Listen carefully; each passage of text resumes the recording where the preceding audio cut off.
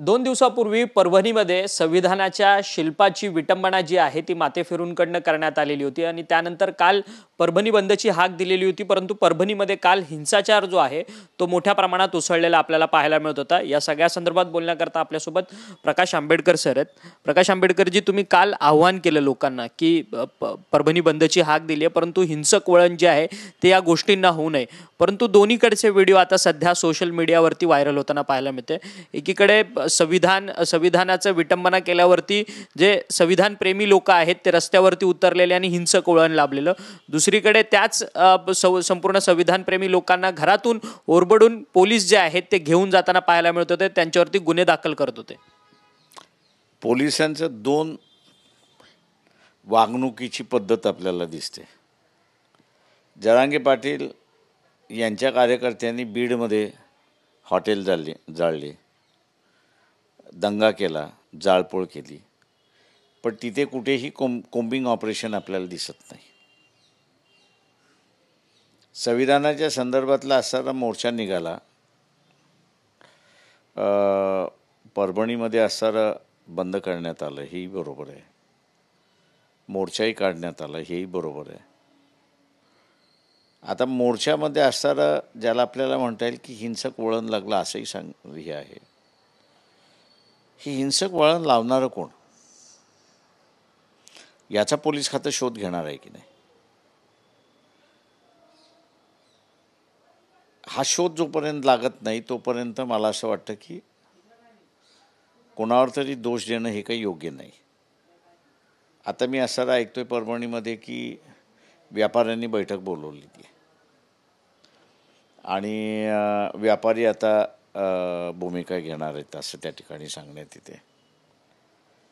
एकंदरीत मला असं दिसतंय की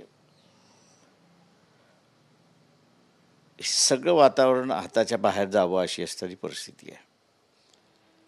काल रात्री मी असं मुख्यमंत्र्यांशी बोललो आणि मुख्यमंत्र्यांना असं म्हटलं की एक माणूस लोकांनी पकडून दिला म्हणून असणारा तो सापडला, तुम्हाला दुसरा माणूस सापडत नाही आहे। त्याच्यामुळे असणारं पोलिसांचा कुठेतरी लेथर्जिकपणा आहे हे आपण लक्षात घेतलं पाहिजे, किंवा याला फूस लावल्या जाते अशी सुद्धा शंका येण्याच जागा आहे असं मी त्या ठिकाणी मानतो। मी त्यांना म्हटलं, नेहमी म्हटलं होतं जी काही पोलिसांची प्रथा आहे, तुम्हाला ज्यांच्यावर संशय आहे म्हटलं होतं त्यांची यादी म्हटलं आमच्या कार्यकर्त्यांना द्या।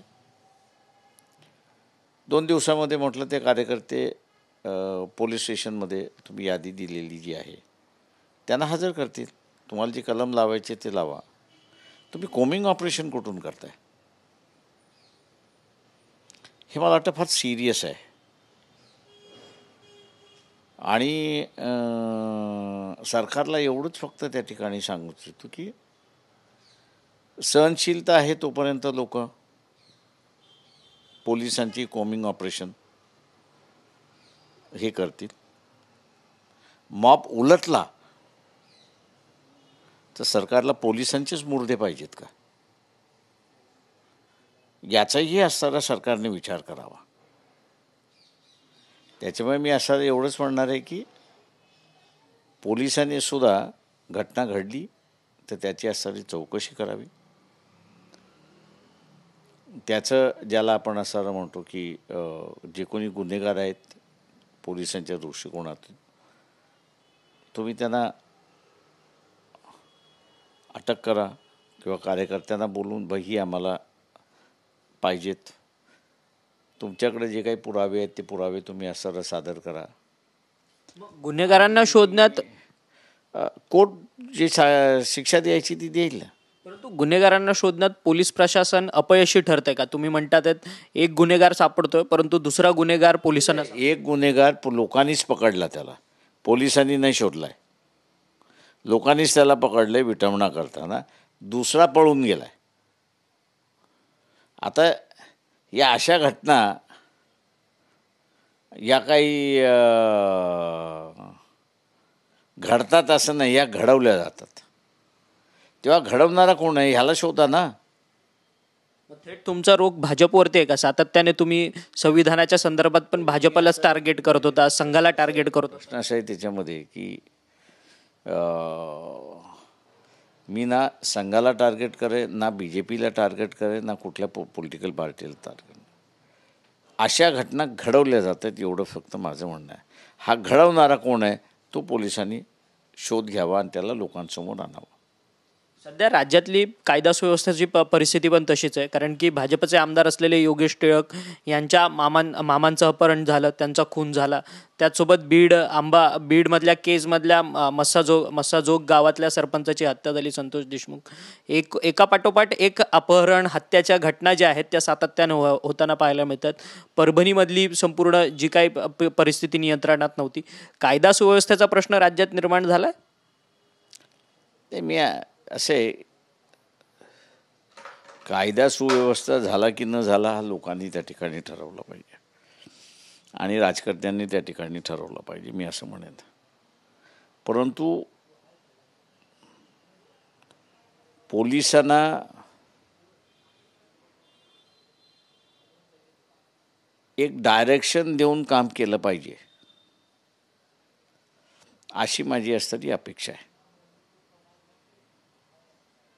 खरं तर मग आता तुम्ही म्हणतायत की पोलिसांना डायरेक्शन देऊन काम केलं जातं, परंतु गृह खातं कोणाकडे जाणार यावरतूनच सगळा पेच प्रसंग सध्याच्या या संपूर्ण महायुतीच्या सरकारमध्ये पाहायला मिळतोय.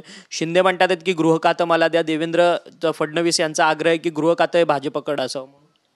नाही, मी यांचं खातं वाटप आणि असणारं दंगल याची म्हणजे घटना याच्याशी काही नातं जोडत नाही. राजकीय पक्ष आहेत, राजकीय पक्षांना जो काही समझोता करायचा तो समझोता करण्याचा त्यांचा अधिकार आहे.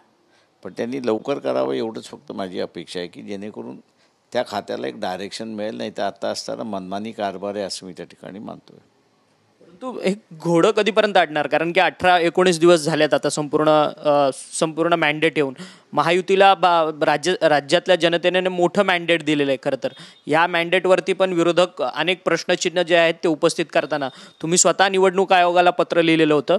यापुढची तुमची भूमिका कशी असणार आहे, कसं लढणार आहात? कारण की तुमचं प्रेडिक्शन होतं की वंचितचे आमदार निवडून येतील या सगळ्या निवडणुकींमध्ये, परंतु वंचितचं एकही खातं खोललेलं नाही. नाही, आम्ही असं याचा लढा उभा केलेला आहे. आम्ही अपेक्षा धरतो की काँग्रेस याच्यामध्ये पुढाकार घेईल असं आम्ही हे करतो आहे.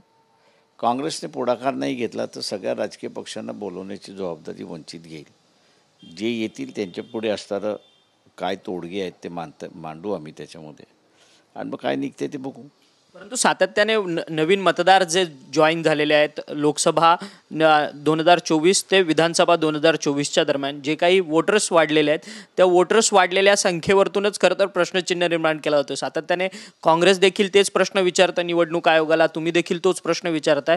निवडणूक आयोग उत्तर देत नाही. म्हणजे आम्ही असणारा जो याच्याच बरोबर अजून एक प्रश्न आम्ही विचारतो आहे.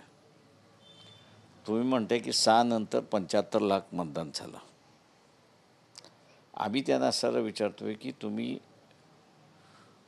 नियमावली इलेक्शन कमिशननी केलेली आहे, त्या नियमावलीचं पालन झालं आहे का त्याची माहिती तुम्ही आम्हाला द्या. अजून माझ्या पत्राचं उत्तर चीफ इलेक्टोरल ऑफिसरनी दिलेलं नाही आहे.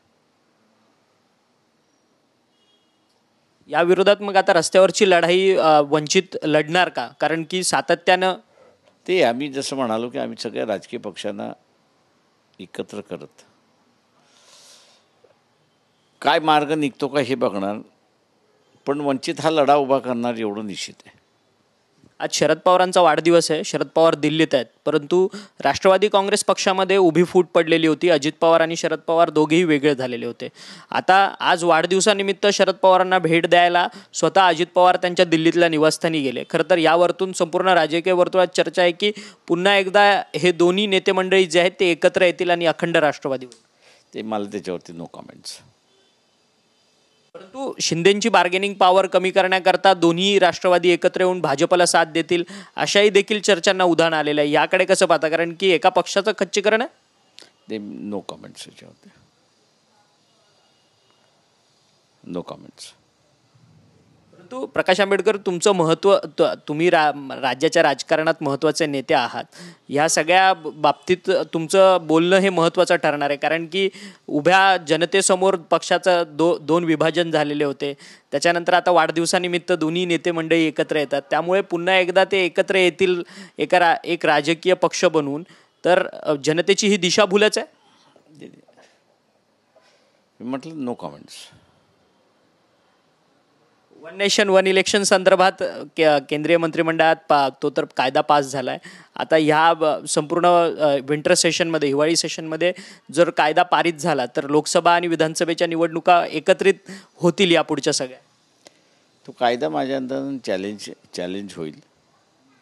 याचं कारण की कायद्याने तुम्ही इलेक्शन कधी घ्यावे हे पार्लमेंटला ठरण्याचा अधिकार नाही आहे.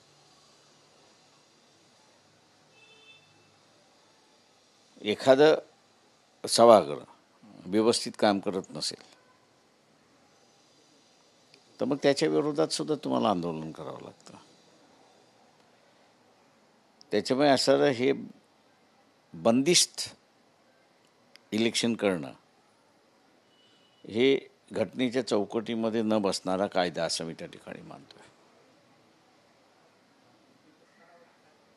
खरं तर परंतु तुम्ही म्हणतात या संपूर्ण या वन नेशन वन इलेक्शनला चॅलेंज केलं जाणार आहे, परंतु सभागृहात बहुमत मात्र भाजपचं आहे. राज्यसभेवरती देखील लोकसभेत असे तुमच्याकडे पाशवी बहुमत असल्यामुळे तुम्हाला जे पाहिजे ते तुम्ही मंजुरात करू शकता. संविधानाची चौकट सांभाळणं ही कोर्टाची जबाबदारी आहे, तशी पार्लमेंटची सुद्धा आहे. आता पार्लमेंट हे जर करणार नसेल तर कोर्ट आहे, तेव्हा कोर्ट आपली मर्यादा लक्षात घेऊन आणि आपली जबाबदारी लक्षात घेऊन संविधानाचं रक्षण करतील असं मी त्या ठिकाणी मानतो. खरं तर आता राज्याची राजकीय परिस्थिती पाहता खरं तर जे विरोधक होते महाविकास आघाडी, त्यांना फारच कमी जागा भेटलेल्या आहेत. तुम्ही देखील महाविकास आघाडीचा एक वेळेस भाग होता. ठाकरेंबरोबर तुम्ही देखील सूत जुळवलेलं होतं, परंतु त्याच्यानंतर तुम्ही बाहेर पडला. खरं तर आता ह्या पुढची वंचितची कशी? आम्ही असं बाहेर पडलेलो नाही.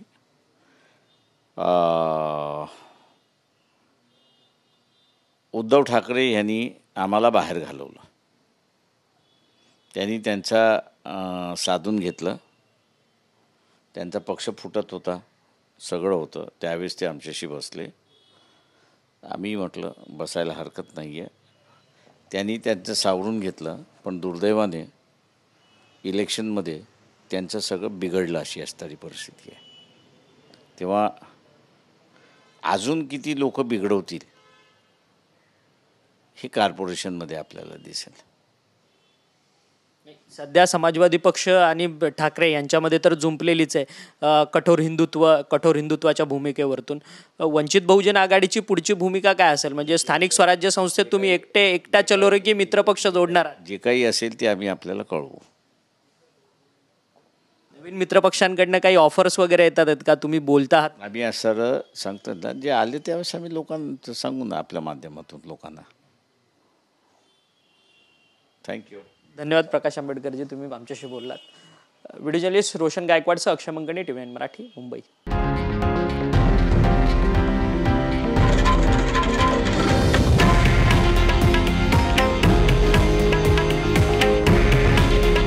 हे आहे देशातील नंबर 1 न्यूज नेटवर्क आणि आपण पाहत आहात TV9 मराठी. काळजी तुमची, हित महाराष्ट्राचं.